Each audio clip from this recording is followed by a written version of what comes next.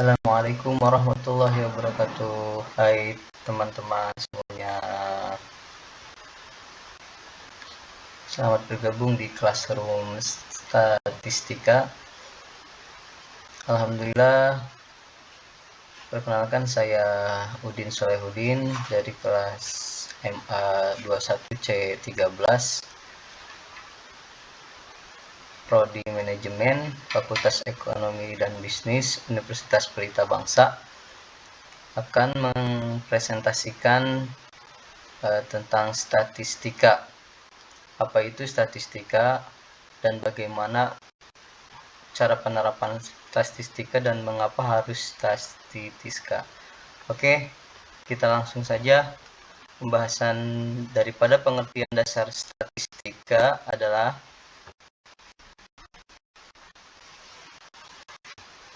statistika adalah ilmu yang berkaitan dengan pengumpulan, analisis, interpretasi, dan presentasi data. Secara umum, statistika digunakan untuk memahami fenomena dalam populasi berdasarkan informasi yang diperoleh dari sampel. Statistika terbagi menjadi dua cabang utama, yaitu statistika deskriptif dan statistika inferensial. Statistika deskriptif digunakan untuk menggambarkan dan meringkas data, sedangkan statistika inferensial digunakan untuk membuat kesimpulan dan melakukan prediksi berdasarkan sampel yang diambil dari populasi tersebut. Kemudian, penggunaan daripada statistika sangat luas dan diterapkan di berbagai bidang, seperti bidang ekonomi, bisnis, kedokteran, ilmu sosial, dan masih banyak lagi. Dalam dunia modern, statistika juga digunakan dalam analisis data besar, yaitu big data dan kecerdasan buatan, artificial intelligence, untuk mengambil keputusan yang lebih tepat dan akurat.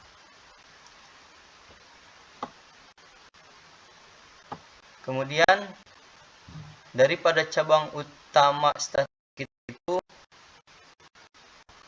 terbagi menjadi dua. Cabang utama statistika terbagi menjadi dua. Yang pertama statistika deskriptif dan yang kedua statistika inferensial. Oke, teman-teman. Yang pertama kita akan bahas daripada cabang utama statistika, yaitu statistika deskriptif. Apa itu statistika deskriptif? Statistika deskriptif itu bertujuan digunakan untuk menggambarkan dan meringkas suatu data yang ada. Dan jenis daripada statistika deskriptif hanya digunakan untuk data yang sudah dikumpulkan dan tersedia. Kemudian, ukuran pemusatan dan penyebaran statistika deskriptif memberikan informasi tentang ukuran pemusatan seperti rata-rata, median, dan modus. Dan ukuran penyebaran seperti rentang, simpangan baku, dan kuartil dari data yang ada. Kemudian yang kedua dari cabang utama statistika adalah statistika inferensial. Statistika inferensial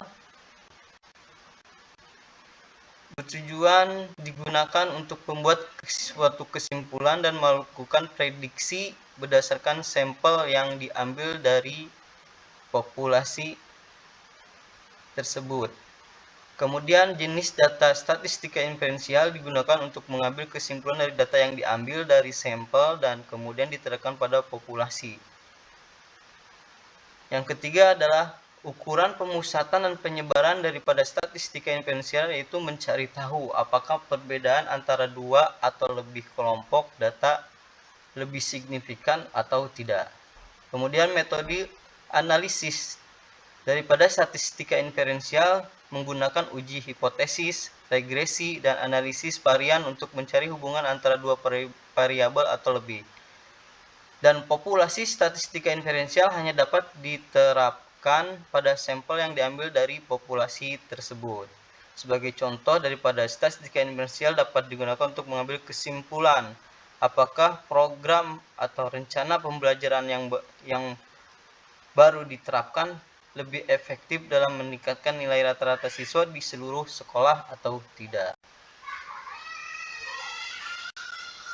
Dan perlu diingat, daripada cabang utama statistika ini, yang pertama, statistika deskriptif dan statistika inferensial itu sangat berkaitan erat, sangat berkolerasi, saling melengkapi satu sama lain dalam menganalisis suatu data. Jadi statistika deskriptif tersebut suatu metode atau langkah mengumpulkan suatu data yang akan dianalisis dan kemudian dikembangkan di penerapan statistika inferensial agar lebih signifikan dan akurat. Kemudian data kualitatif daripada statistika adalah data yang berupa deskripsi atau narasi tentang sifat atau kualitas suatu fenomena. Data ini tidak dapat diukur dengan angka atau statistik dan biasanya diperoleh melalui metode observasi, wawancara, atau pengamatan partisipan. Data kualitatif sering digunakan dalam penelitian sosial dan ilmu humaniora untuk memahami pengalaman, pandangan, atau persepsi individu atau kelompok tentang suatu fenomena. Data ini mencakup informasi tentang konsep, ide, nilai, keyakinan, sikap, dan pengalaman subjektif yang sulit diukur dengan angka atau statistik. Kemudian, data kuantitatif dari statistika itu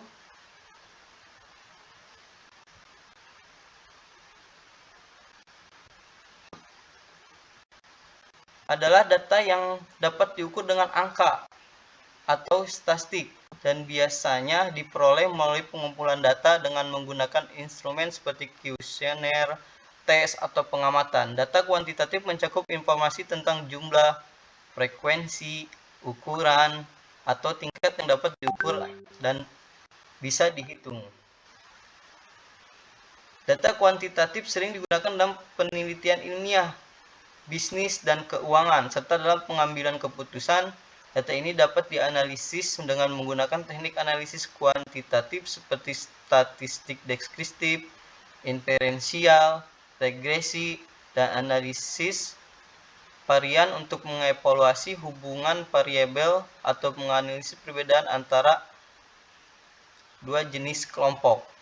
Sebagai contoh, data kuantitatif dalam penelitian ilmiah dapat berupa data biologis seperti tinggi, berat badan, tekanan darah, atau kadar hormon dalam darah. Sedangkan dalam penelitian bisnis, data kuantitatif dapat berupa data penjualan, data keuangan, atau data pasar yang dapat diukur dengan angka. Dalam analisis data kuantitatif, dapat diwakili dalam bentuk tabel, grafik, atau diagram untuk memudahkan pemahaman dan analisis. Berikut bagian dari data kuantitatif, yaitu yang pertama,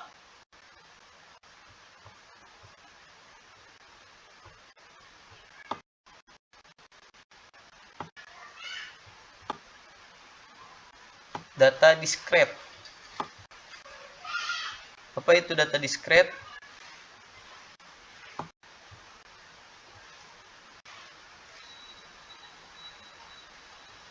Data diskret adalah jenis data kuantitatif yang hanya mengambil nilai-nilai tertentu atau terpisah dan tidak dapat mengambil nilai-nilai di antara nilai-nilai tersebut.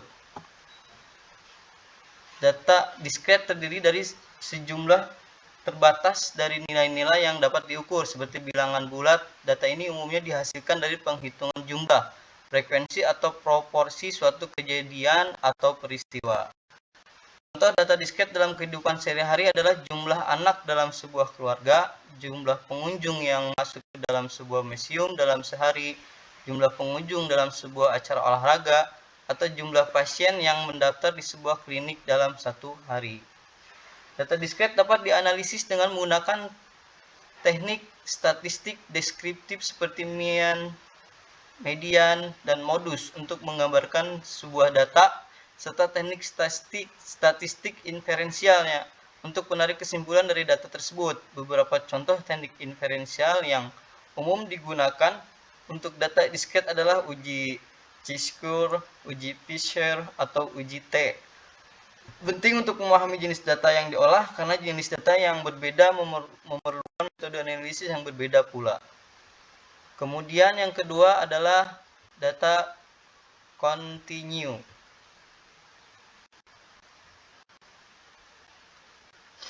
Data continue adalah jenis data kuantitatif yang dapat mengambil nilai-nilai apapun di antara dua nilai tertentu dan memiliki rentang nilai yang tak terbatas. Data ini umumnya dihasilkan dari pengukuran yang sangat presisi, seperti waktu, panjang, atau berat. Data kontinu dapat diukur dalam satuan yang berbeda dan dapat memiliki beberapa nilai desimal.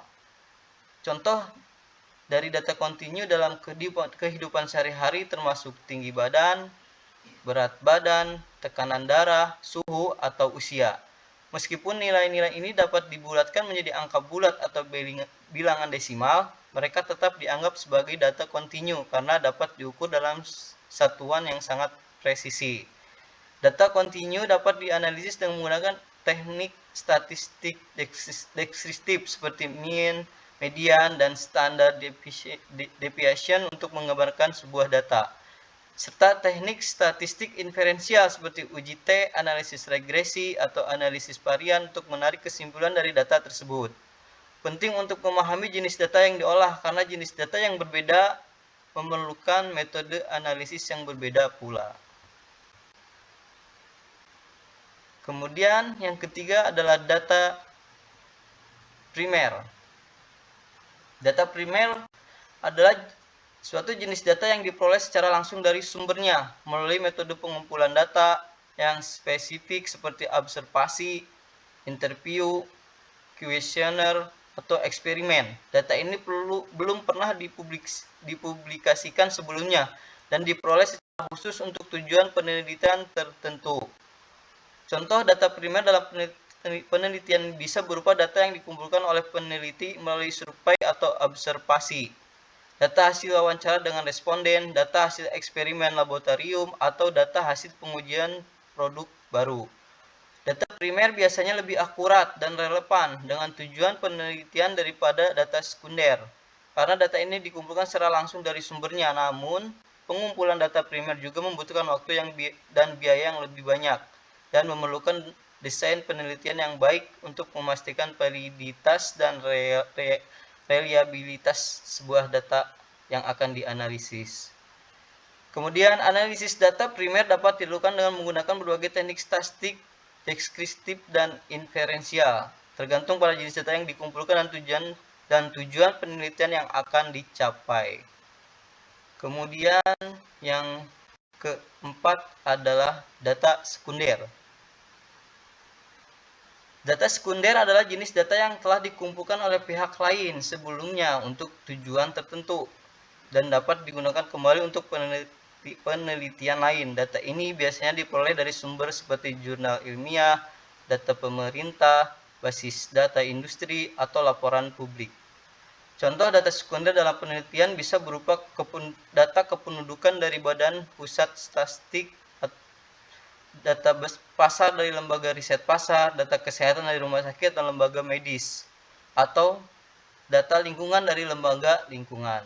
Keuntungan utama dari penggunaan data sekunder adalah waktu dan biaya yang lebih efisien dibanding dengan pengumpulan data primer, serta ketersediaan data yang lebih luas dan beragam. Namun, kelemahan dari data sekunder adalah terbatasnya kontrol peneliti atas desain dan metode pengumpulan data, dan terkadang kualitas data yang tidak memadai. Kemudian, analisis data sekunder dapat dilakukan dengan menggunakan berbagai teknik statistik deskriptif atau inferensial. tergantung pada jenis data yang digunakan dan tujuan penelitian yang ingin dicapai. Penting untuk memastikan bahwa data yang digunakan sesuai dengan tujuan penelitian dan memiliki kualitas yang memadai untuk mendapatkan hasil yang akurat dan diandalkan.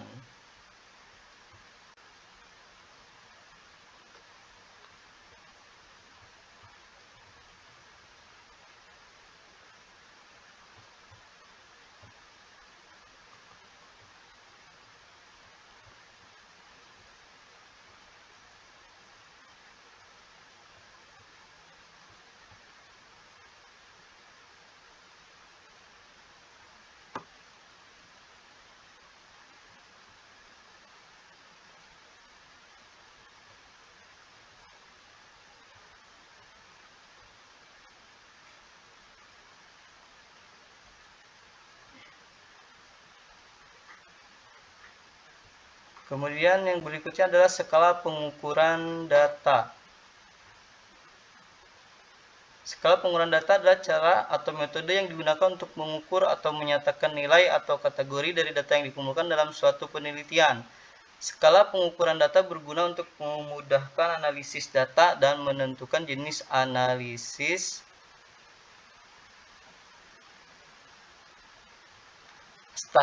statistik yang sesuai untuk data yang dikumpulkan. Jenis skala pengukuran data yang umum digunakan.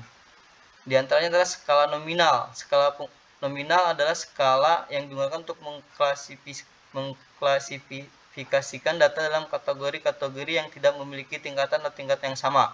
Contohnya jenis kelamin, status pernikahan, atau warna rambut. Yang berikutnya adalah skala ordinal. Skala ordinal adalah skala yang digunakan untuk mengklasifikasikan data dalam kategori-kategori yang memiliki tingkatan atau urutan yang berbeda. Contohnya tingkatan pendidikan, SD, SMP, SMA, dan lain-lain untuk peringkat dalam suatu kompetisi. Kemudian ada skala interval. Skala pengukuran data interval adalah skala yang digunakan untuk mengukur data dalam satuan yang sama dengan interval yang sama tanpa memiliki nilai nol mutlak. Contohnya suhu dalam Celsius atau Fahrenheit. Kemudian skala rasio. Skala pengukuran data rasio adalah skala yang digunakan untuk mengukur data dalam satuan yang sama dengan interval yang sama, memiliki nilai nol mutlak. Contohnya berat badan, tinggi badan, atau waktu. Pemilihan skala pengukuran data yang tepat sangat penting, memudahkan analisis data dan interpretasi hasil penelitian secara akurat dan valid. Selain itu, pemilihan skala pengukuran data juga mempengaruhi jenis analisis statistik yang digunakan untuk menganalisis sebuah data. Skala pengukuran data biasanya digunakan untuk mengelompokkan atau mengklasifikasikan data dalam kategori tertentu dan untuk mengukur nilai atau besaran dari suatu data yang dikumpulkan dalam suatu penelitian. Skala pengukuran data merupakan bagian penting dari metodologi penelitian karena akan mempengaruhi jenis analisis statistik yang akan digunakan. Skala pengukuran data digunakan dalam berbagai bidang penelitian seperti ilmu sosial, ekonomi, kedokteran, dan ilmu alam. Skala pengukuran data biasanya digunakan untuk pengelompokan data dalam kategori-kategori tertentu untuk memudahkan analisis seperti jenis kelamin, agama, atau status perkawinan. Kemudian untuk mengukur suatu nilai atau besaran dari data yang dikumpulkan seperti berat badan, tinggi badan, atau umur.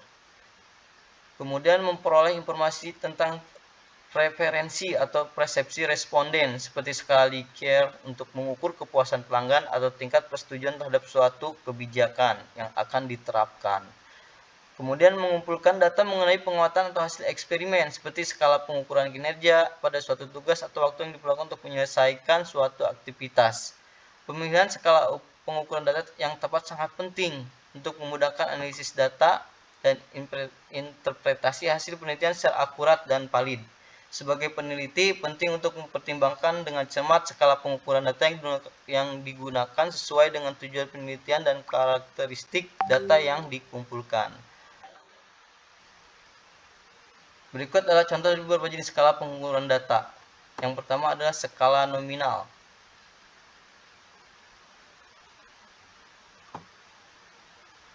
Skala Nominal digunakan untuk mengelompokkan data dan yang tidak mempunyai urutan peringkatan tertentu. Contoh skala nominal itu jenis kelamin, agama, atau status perkawinan. Kemudian skala ordinal. Skala ordinal digunakan untuk mengelompokkan data dalam kategori dengan urutan atau peringkat tertentu. Contoh dari skala ordinal adalah tingkat pendidikan dari mulai SD, SMP, SMA, diploma atau sarjana, tingkatan ringan, sedang, sampai berat.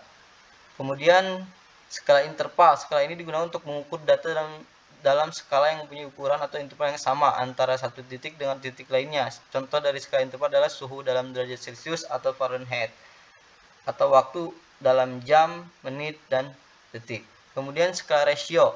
Skala ini merupakan jenis skala yang paling lengkap dan relevan.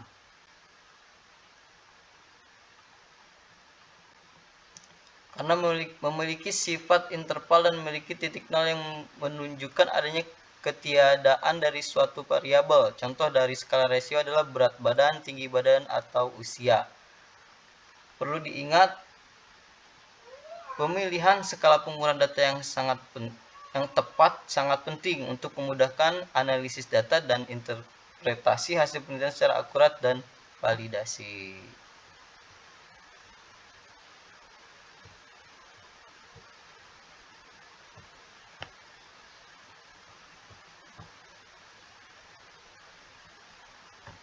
Kemudian daripada statistika yang sudah kita pelajari dapat kita temukan dan banyak diterapkan dalam instansi pemerintah dan juga akurat dan relevan biasanya diterapkan di dalam dunia industri. Nah, untuk penerapan data statistika dalam pemerintahan, yaitu sebagai contoh,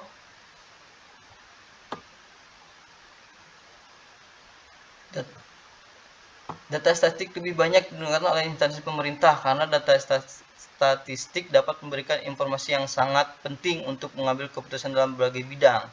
Instansi pemerintah harus memperoleh data yang akurat dan terpercaya, up to date, untuk mengambil suatu keputusan yang berkaitan dengan suatu kebijakan publik dan program-program pemerintah. Beberapa alasan mengapa instansi pemerintah lebih banyak menggunakan data statistik adalah: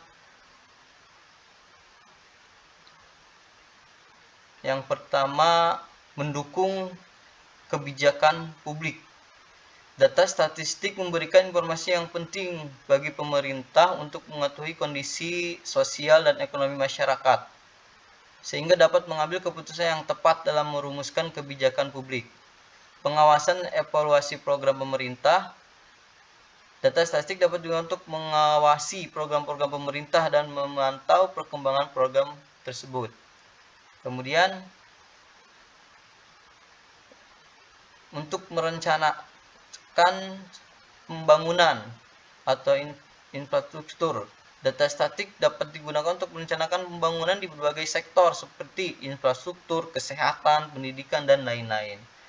Kemudian, data statistik yang diterapkan di instansi pemerintah yaitu membantu meningkatkan efisiensi penggunaan anggaran. Dapat digunakan untuk memantau dan mengevaluasi penggunaan anggaran pemerintah agar lebih efektif dan efisien. Kemudian juga dapat membantu meningkatkan transparansi. Data statistik dapat membantu meningkatkan transparansi pemerintah dalam menyediakan informasi publik yang akurat dan terpercaya. Oleh karena itu, data statistik sangat penting dalam pengambilan keputusan di suatu instansi pemerintah. Instansi pemerintah harus memperoleh data yang akurat, terpercaya, dan up to date agar kebijakan publik yang diambil dapat mencapai tujuan yang diharapkan. Kemudian, statistika juga penting dan banyak diterapkan di dunia industri karena dapat membantu suatu perusahaan dalam berbagai hal, yaitu seperti meningkatkan suatu kualitas produk, pengendalian proses produksi, peramalan permintaan, analisis biaya dan keuntungan, dan pengembangan strategi pemasaran. Data statistik bisa digunakan dalam perindustrian untuk membantu perusahaan dalam berbagai hal. Yang pertama yaitu meningkatkan kualitas produk. Data statistik dapat digunakan untuk memonitoring dan menganalisis kualitas produk yang dihasilkan sehingga perusahaan dapat meningkatkan kualitas produk untuk memenuhi kebutuhan pelanggan dan persaingan pasar. Kemudian dapat membantu untuk proses pengendalian produksi dengan cara mengontrol proses produksi, mengidentifikasi dan memperbaiki masalah produksi, serta meningkatkan efisiensi proses produksi. Kemudian juga membantu untuk peramalan permintaan. Data statistik dapat digunakan untuk meramalkan permintaan pasar sehingga perusahaan dapat merencanakan suatu produksi dan persediaan yang tepat. Kemudian juga dapat membantu menganalisis biaya dan keuntungan suatu perusahaan. Dengan menerapkan statistika dalam perusahaan dapat membantu menganalisa biaya dan keuntungan daripada produksi dan margin keuntungan sehingga perusahaan dapat mengambil keputusan yang lebih baik dari hal penetapan harga, bahan baku produksi, dan pengeluaran selama proses produksi tersebut. Kemudian statistik dapat membantu pengembangan strategi pemasaran atau penjualan. Data statistik dapat digunakan untuk menganalisis tren pasar dan perilaku pelanggan sehingga perusahaan dapat mengembangkan strategi pemasaran yang efektif untuk meningkatkan penjualan dan pangsa pasar yang lebih luas serta mendapatkan keuntungan yang signifikan. Di dalam dunia industri, penggunaan data statistik sangat penting untuk meningkatkan efisiensi, kualitas, dan daya saing perusahaan. Dengan memanfaatkan data statistik secara tepat, perusahaan dapat memperoleh keuntungan yang lebih besar dan dapat mempertahankan keberlangsungan usahanya di pasar yang semakin kompetitif.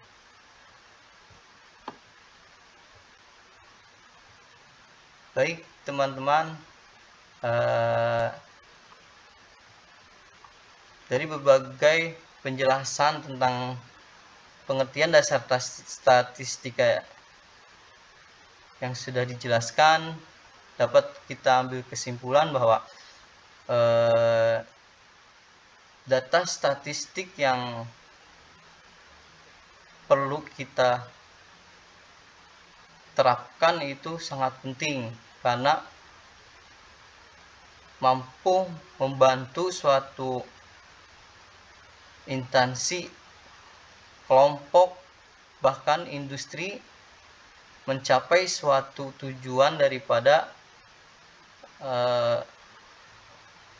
proses yang ditetapkan.